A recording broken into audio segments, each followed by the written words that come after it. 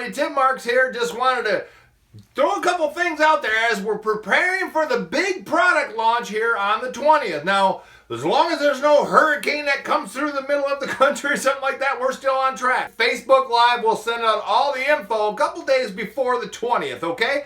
So we're excited that this is coming, but I'm even more excited to talk to you about what's next for you as an entrepreneur. Let's talk about what it is to be an entrepreneur, because if most of us evaluate where we're at, how we really think, we don't naturally think like entrepreneurs. We just don't. We're not taught that way. As a matter of fact, many people who even have a business degree don't really think like entrepreneurs just because they were taught some principles, but maybe weren't taught by an entrepreneur. So an entrepreneur, this phrase was coined many years ago. I can't remember who actually said it, but the entrepreneur is the risk bearer. Okay, so there has to be some kind of risk taken for an entrepreneur to have success. Now, entrepreneurs don't like risk more than anybody else does, okay? You know, some of you are, well, I'm waiting to build my community, I'm waiting to build my marketplace until they launch this product, or until they launch the 75%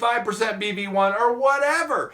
That's not how it works. An entrepreneur can see the things before they actually are there, okay? So entrepreneurs don't like risk any more than anybody else. I know that's a common misconception. The facts are, entrepreneurs just know how to mitigate the risk. They try to level out any of the high points in the risk. Everybody has to take risks to have success. You know, a lot of being an entrepreneur is just about hanging in there when others quit, because it takes time to get the proper thinking. I want to give you an example of somebody who's now very famous. We all know who he is.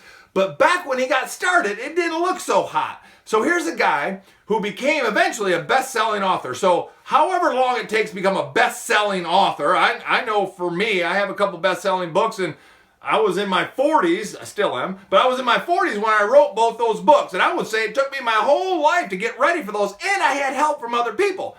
Now this guy wrote his first best-selling book. He worked on a job for 7 years after that. So think of all the years to become a best-selling author. 7 years after that, he worked as a teacher, a janitor, and a gas station attendant. Why? To mitigate the risk. Now, some might say, well, he's ultra-conservative, too conservative. Well, I don't know if I'd accuse him of that.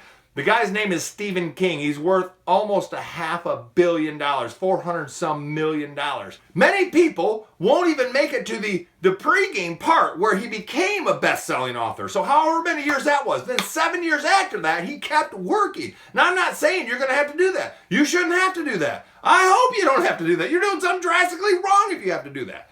However, you have to, at some point, it has to become more than just the next product or service. Just get everything fixed and then I'll be ready to do it. An entrepreneur sees it as it is and as it shall be. One and the same. That's how an entrepreneur sees things. One of my favorite people in business is Elon Musk. Elon Musk has a buddy who he never names. He said, my buddy is a successful entrepreneur. He says, being an entrepreneur is like gazing into the abyss while chewing on glass. That doesn't sound like a lot of fun. I'd rather spend more time gazing into the abyss and seeing what could be, what will be. We're going to make it happen. On the 20th, it's our next big launch. After that, there'll be another and another and another. What I want you to understand is we have to prepare our minds to become entrepreneurs. Really, about 2% of the people out there have what it takes naturally to become an entrepreneur. The rest of us, myself included, have to develop it over time, and that's okay. What I'm asking you is, number one, do you think like an entrepreneur currently? A risk bearer. Not waiting until everything's perfect and I get all this worked out, then I'll be ready to go. Do you think like an entrepreneur? Number two, why do you think like an entrepreneur? So those two questions right there is what I want to work on these next couple videos, rolling up to the 20th and beyond. We're going to talk about some people skills stuff as well. But I want to get us all thinking like entrepreneurs, because we got a lot of great stuff coming, and I want you to get your business ready for you to launch into your future. We'll see you the next time. Viking over and out.